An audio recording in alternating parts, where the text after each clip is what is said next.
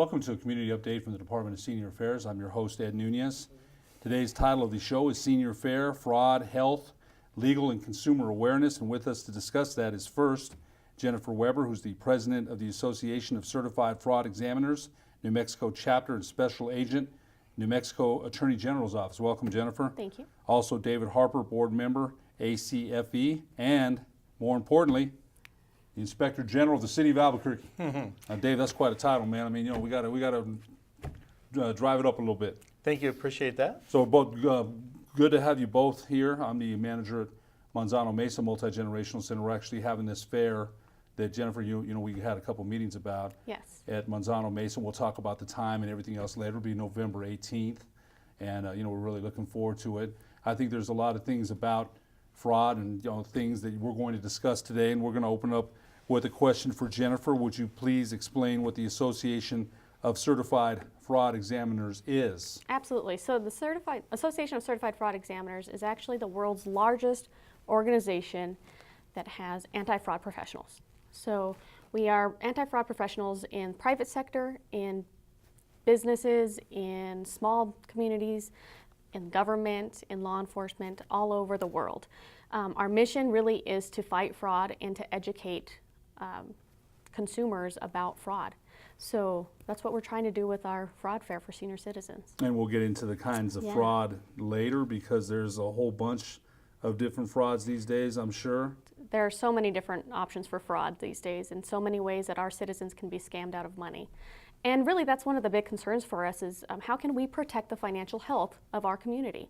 And protecting everybody on an individual level is very important, not only for the city of Albuquerque, but also for the private entities such as the Association of Certified Fraud Examiners, New Mexico Chapter.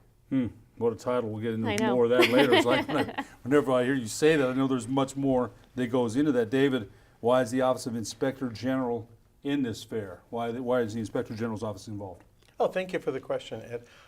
So basically, our office is responsible for recognizing the threat of fraud, waste, abuse, corruption in the city as it generally pertains to the city of Albuquerque. However, my own personal passion, and that's the reason I'm in ACFE, is also that we think there's a need out there for our population, our community, especially our senior citizens, to be more aware of the types of scams that target them and the things that make them more exploitable to them. So I think our office, as a city government, we're here to serve the community. So I think I look at my position to go just beyond just the confines of city government, but also to the community itself. So that's why I think it's important for the Inspector General to be teamed up as a partner in this effort. I see, and as you mentioned, there's so many different frauds and scams that target seniors, and you hear about it all the time. You know, I work with seniors every day and kids. It's a multi-generational center, not just a senior center. I work with seniors, you know, just primarily at North Valley Senior Center. And I think when you hear about these scams and you hear people losing, so it's, it makes me so mad, because, you know, my mother died at 91 last year, but, you know, I was responsible for her finances, my brother was, and any scams like that, when you hear that, they're the most vulnerable population that we have.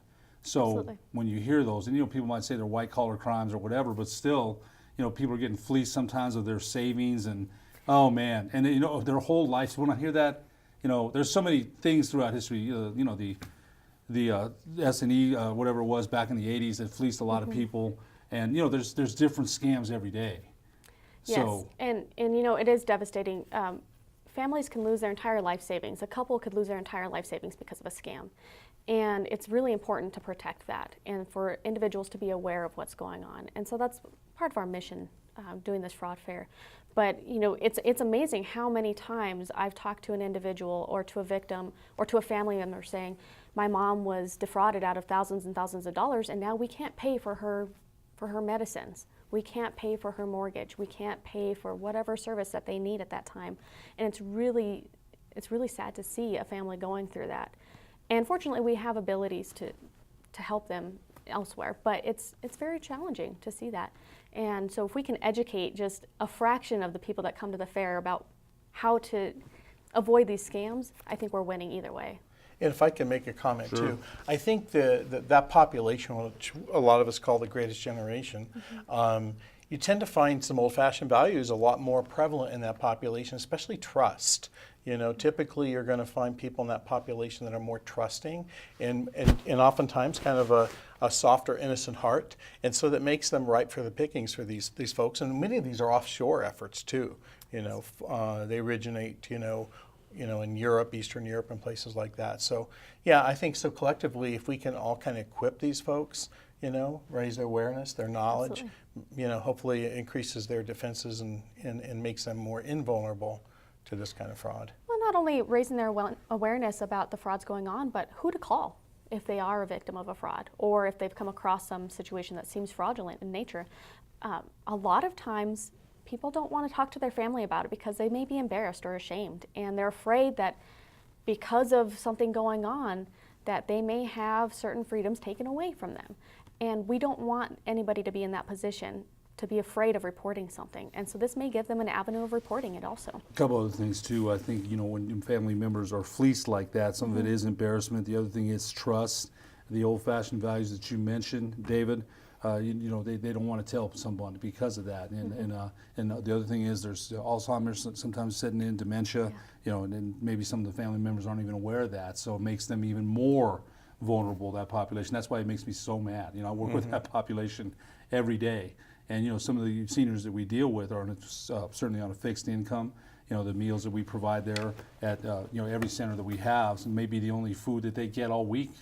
You know, so when I hear these things, it just, you know, raises my temperature because you get close to these seniors. Absolutely. You know, that they become part, not your immediate family, but you see them. You're used to their face, and, you know, we've lost certainly a lot through attrition, but that doesn't mean they don't mean any less to us. And when you hear that, it's just heartbreaking. And again, there's a lot of scams you just even mentioned out of Europe. Right. So there's a lot of people that sometimes would pick up a phone. You mentioned the greatest general. My father was in World War II, man. So I think about my father. You know, I think gosh, what a man that guy was. He really was. Right. And it was, it was the greatest generation. And you're right. The values are a lot different back then. So you're right. Trust, respect, honor. A handshake was all you needed back in the day. It really was. Not anymore. That don't work. No. But so I think with all those things considered, it's no wonder that population is so vulnerable. Right. Still makes me mad. It still does. It's very... Right. The next question, Jennifer, we have for you is please explain the purpose of having a senior affair: fraud, health, legal, and consumer awareness. Just let us know why we're doing this. You mentioned a couple of reasons. Maybe you can go over a few more. Absolutely. So, primarily it's education. That's our biggest thing. Educate the community and those involved, so the senior citizens that are coming to the Multi-Generational Center and their families about what can happen to them ultimately. Who to call if they are a victim of a fraud or a scam, how to avoid it, what resources are out there for them. Not only with fraud, but we're looking at some other avenues too. So if your safety is in jeopardy, who can you talk to? If you suspect that there's fraud involved in your health care, who can you talk to? So we're trying to approach this from a multifaceted level and really overall health for the seniors. Okay, so it's more than just fraud. It's more than just mental fraud. Health, yeah. Or some other things you might. We're looking at a bunch of different options as far as how we can support that community. And this is our first time doing this, so we're going to have a lot of feedback, hopefully, from the community, and what do they need specifically. Hopefully we'll get a little bit of feedback from that as well. I think, I'm sure you will, because again, there's so many things that scams are out there that people probably aren't even aware of. They'll become aware of, and again, they're vulnerable, and I think people think that every senior has family, and they don't. Not they don't, man. They don't. And I'm they're sometimes. Their families, I've had that happen where I've worked at. I'm assuming the guy had a heart attack in April at Manzano, Mesa. He made it, thank God. He right at the center, and he had a daughter, but he didn't want her called, and we're like, he's on the cusp there. So there's a lot of people that don't have family members or people that can help them. Yeah. Well, and you said it earlier that you really get close to people when they come every day to your center, right? So the thing we have to remember is that we're kind of like a big family. We extend our family ties out, and we're a community, and we need to support one another. And this is a great way to support one another. I think, you mentioned helping hands, tentacles, that sprout different ways. Yeah, absolutely. If I Because could, oh, I'm sorry. go ahead, no, Dave. You can interject No, I'm just anytime gonna, you want to, man. I was thinking Yeah. of some other things beyond just that we were talking about the safety net and whatnot. And along those lines, you had mentioned the legal and consumer safety. So I wanted to also bring in those other notions a little bit more. So we initially, while we were looking at the fraud perspective, healthcare is really important too. And so actually, I believe it's Blue Cross Blue Shield of New Mexico that's going to actually bring some of their fraud investigators to do presentations to kind of raise the education and awareness and understanding of those kinds of threats that may impact senior patients and whatnot, but also elder law. Again, it's important for senior citizens to have their affairs and orders and to know what their options are in that terms. And then finally, the federal government agency Consumer Product Safety Commission will also have a booth there that kind of talk about different kinds of products that are more oriented towards the senior population and maybe what some of the concerns, the safety concerns are. So this has become very much more comprehensive and holistic Absolutely. than just the senior fraud by itself. So, it's like a health fair, financial health fair, fraud health Yeah. fair, so to speak. We're just Right, we're putting everything in there, trying to Yeah. help them out, and I think that's good. I think it's Well, really good for yeah. that community. About a month ago, I had a lady, Lori Millett, who talked about on the show about trust and wills, and gosh, that was an important show because Yes. just telling people, hey, you better have your power of attorney signed. You better wills aren't executed unless this or that. So that was an important show as far as the Absolutely. information that she brought forward. So yeah, I think David, that's a good point because the presentations. I got to say this about our seniors, and I love them. All of them. I've been to Los Volcanos. I've been to Bad Ellis. Highland. We travel. I haven't worked at all of them, but they like the action part of what we do. The presentations I think are important, and we'd like to get more people in there. More information. They're more apt to go to the trip, and they want to come here to relax and not sometimes be besieged by information. But this is important. There's people that go to them. I think we need more numbers in there, more information, because some people won't go unless it happened to somebody or it happened to someone close to them, or how did this happen? In the preventive part of it, they're not so interested in it. That's probably true of anybody. You're going along and everything's okay, and then like, oh man. And suddenly something happens. Right. Yeah, and it's Then- reactive instead of proactive. Exactly. And that's probably, and I don't mean this bad, I love all our seniors, man. There's some good people. They really are. They love coming. Our centers are incredible. I think we do an incredible job and mission with our, a whole department. Incredible department. It really is. It affects people's lives in a very positive way every day. David, what do you hope senior citizens take away from this fair? What do you hope that they take away? Well, probably a couple things. I would like to see them not only get more specifically educated and become more aware of the different kinds of, say, fraud threats, the scams that can impact them, but also learn, again, we talked about their options in terms of healthcare, legal, assistance that they might need. Again, be alert to any kind of consumer safety issues, but also learn too more of what the Senior Affairs Department in the city can do for them, and learn more about what the Association of Certified Fraud Examiners is.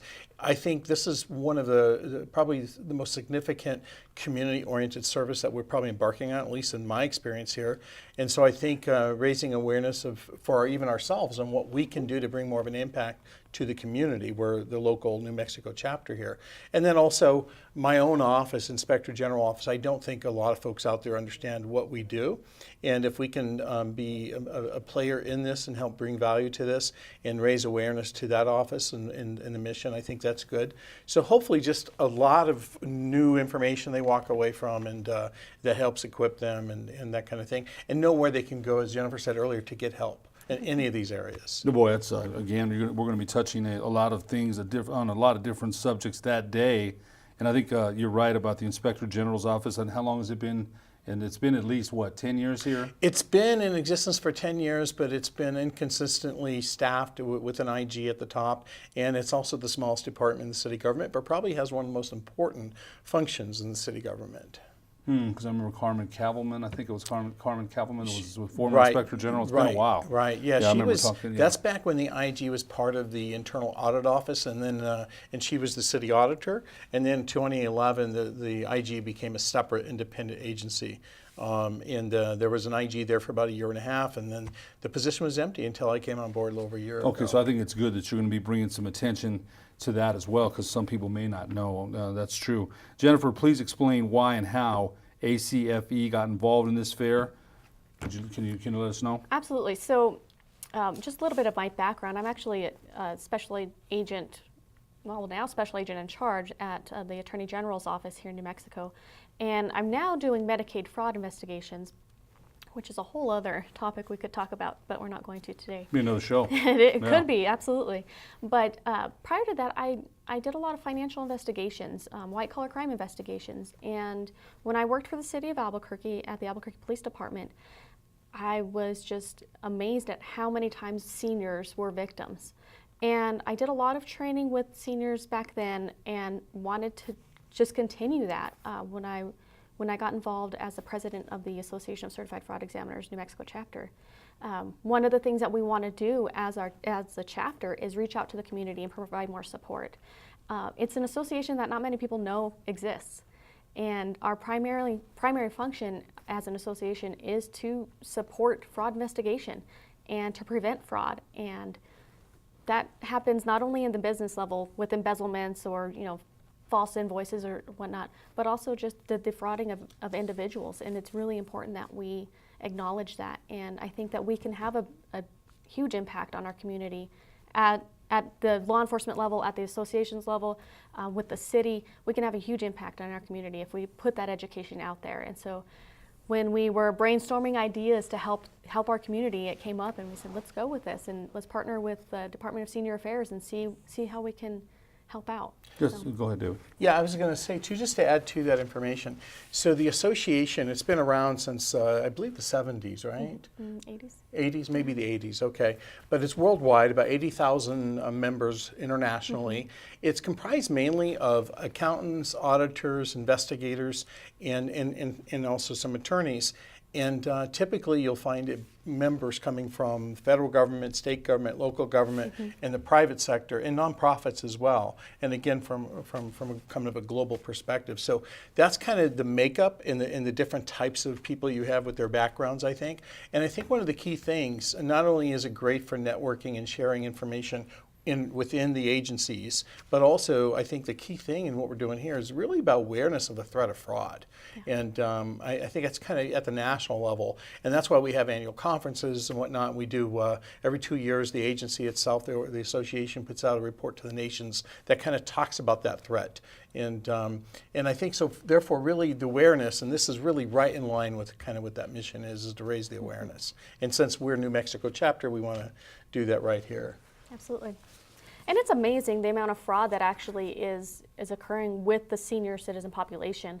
I'd have to look at my sheet here because I had to print it out. I couldn't memorize it. But in New Mexico, just the 2016 statistic for the Internet Crime Report. Now, this is just internet-based crimes and frauds, but $8 million was defrauded out of New Mexico citizens in 2016. And you think about our population and our amount of income, and poor state. We're a very poor state. And so when you think about $8 million being defrauded out of our community, out of our homes, out of our businesses, I mean, because this is not just senior citizens, it's not just home-based businesses or anything, it's entire internet-based, but it's amazing that much money is going out because of fraud in just one calendar year. So we can certainly help to fight that. And granted, not all senior citizens are doing internet-based transactions, but just being aware of what's out there will help to prevent some of that. I would think so. I wanted to ask you this too, because you said you're part of the, there's a law enforcement office you're a part of. How many officers do you have at your disposal as far as to investigate things like this? I mean, what kind of staff are you working with? What are the more common scams?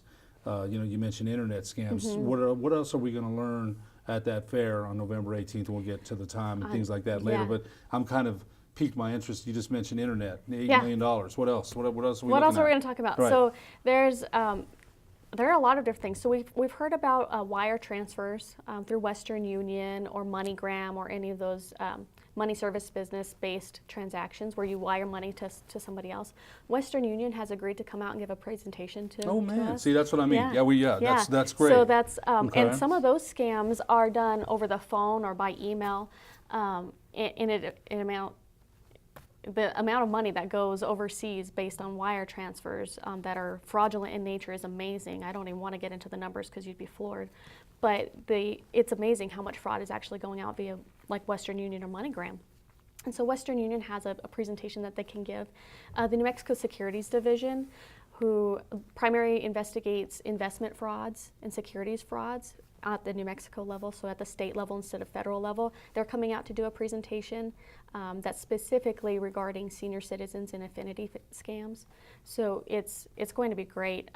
We also have the New Mexico Attorney General's Office Medicaid Fraud Division putting on a presentation regarding Medicaid fraud, and we're going to have some people from the city of Albuquerque out, obviously. It's a bunch of different options for fraud awareness. Well, I know we're looking to try to get at least 500 people. I know that we had talked about that at one of the meetings. I wasn't there at the last meeting, but I know we're trying to, and then we're going to have some other events around the fraud fair, which always, every time we have, I'll give you an example, we have these friendship coffees that people come in, but they always bring some goodies, to make sure that, they get some seniors stopping by. Absolutely. So the goodies for us is going to be probably a goodie, is the dance. We'll talk about that in a little bit. But who are the partners with the who's the partners that we're partnering with here? And I know we're one of them. Right. I don't know if you mentioned the other ones or not. So we did talk a little bit about that. We talked about the New Mexico Securities Division, Western Union, Blue Cross Blue Shield. Right. The Federal Commission on Consumer. Yeah, the U.S.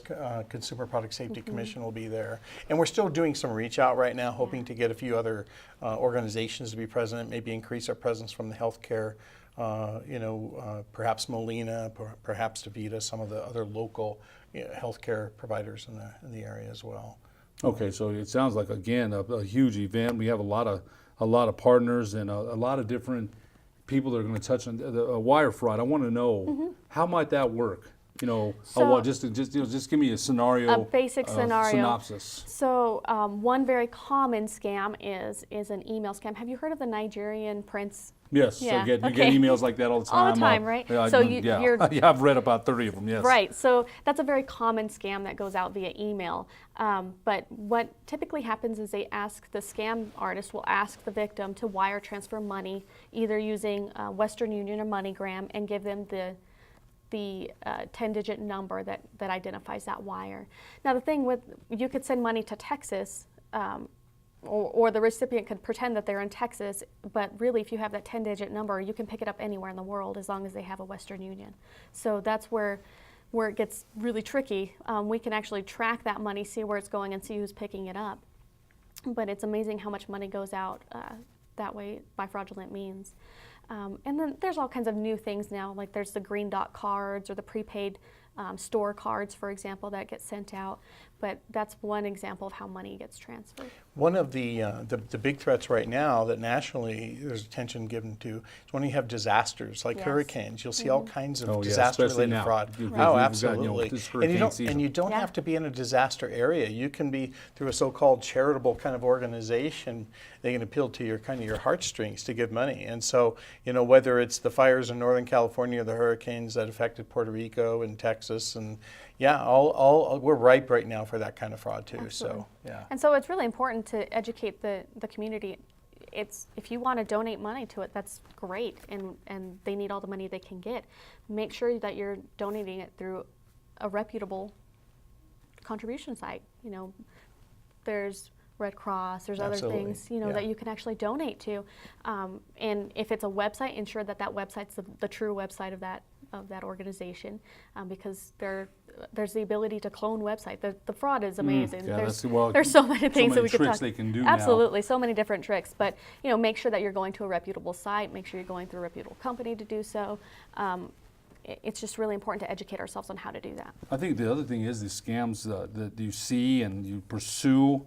How many people are actually prosecuted? I mean, is there a percentage? I'm sure it's kind of it amazes me that people would even respond to the Prince email. Yeah, I mean, I've still, seen after all these years. It's like, seriously. I mean, you read it and it's like, come on now, I wasn't born on a turnip truck, but that might be me. Somebody else might think, hey, easy money, Absolutely, but part of that is you've been educated to that. So you are aware of it. There are a lot of people who aren't aware of these scams going on.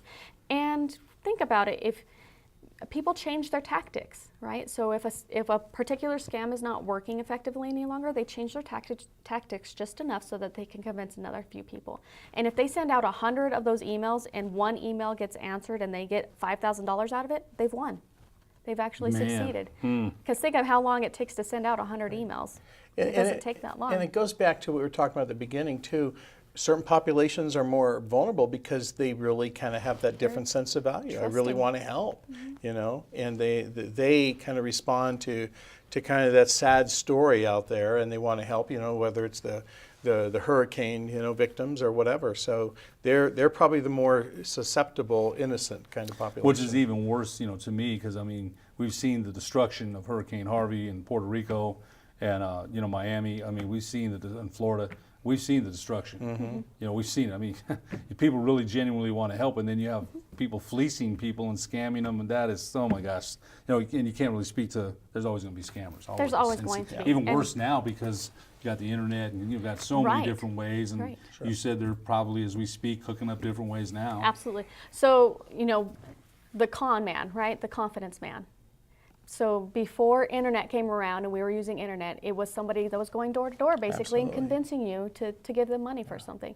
The tactics just changed. That's all it is. So it's Man. a different vehicle for the same type of scams. No need for ultimately. no more door to door. Remember the broom salesman? I know, right? Yeah. The shoe sales, that, and I remember some of that. You know, I'm old enough to remember some of that, but you took me back to about 25, 30 years ago. A couple, But about it's just 3 showing how it minutes. changes. Yeah, we have to do that too. A couple more questions. You know, we'll David. Will this be an annual event? I guess we'll have to see about that. You know, coming at least from our perspective. But Right, you right. tell me. No, absolutely. And we hope so. We'll find out a lot. This is the first time we all come together to put this on, and we'll see what the response is, how many folks show up. I mean, we hope the numbers are large. But yeah, you know, we talked about maybe giving them an opportunity to provide feedback to us. What do we do right? What can we do better? You know, what other topics maybe should we include? Other organizations. So if it can be, and again, we want to make it fun too, and you'll probably get to that in a moment. You know, so it's not just about being lectured about what to do and not to do, but hopefully there'll be some activities that Yeah, make it and we worthwhile. are getting to that. You're right. I think Anthony Romero, Associate Director, told me that the other day. Instead of being directed all the time, let's get some ideas coming back. And I thought that was very right. He's very right about that. Jennifer, what's the location? We're going to do it at the Manzano Mesa Multi-Generational Center, and it's going to be on November 18th from 9 a.m. to noon, The fair itself. the fair itself. And then starting at noon, we're going to have a dance, a senior dance, and so that'll go until 3 o'clock. And we're not sure about the band yet or anything. Not yet. I have an idea, but I don't want to say anything Okay, we won't. yet. I'll tell you what. The seniors are listening with bended I ears. know. Believe They're me. gonna. From From what I understand, they'll be very excited about Okay, it. good, so- good. I'm glad to hear that because believe me, when I worked at North Valley, that was a source of contention. A couple Yeah. more questions, David. One more for you, and one more for you, Jennifer. What can senior citizens learn from this event? Well, again, we kind of talked about that a little bit earlier, but I think hopefully they walk away understanding more about what we can do to help them and about what are some of the things they should be aware of, alert to, and the indicators, and when to reach out for help. They don't have to do this alone. And so, yeah, hopefully they walk away just more educated. awareness. Yeah, more awareness. Jennifer, one more question. How can citizens attend if they do not have transportation? I think we're going to be Excellent. transporting. Yes. So we're going to have. So if they live on the west side, they can go to the Los Volcanes Center, and they can be transported by bus over to the Manzano Mesa, and otherwise just regular city transportation. That's going to be a great, again, It's gonna be great. a great event. Again, November 18th, Fraud Fair, 9 a.m. to noon at Manzano Mesa Multi-Generational Center, 501 Elizabeth Southeast. And then the dance will follow. We're not sure about the band yet. That'll be from 12 p.m. to 3 p.m. We hope you join us there. Jennifer Weber, President of the Association of Certified Fraud Examiners, New Mexico Chapter, and Special Agent, New Mexico Attorneys General's Office, and David Harper, Board Member, ACFE, and the Inspector General of the City of Albuquerque. Thanks so much for being our guest. Thank you. We Absolutely. appreciate it. Thank you. You bet. Appreciate it. For the Department of Senior Affairs, I'm Ed Nunez.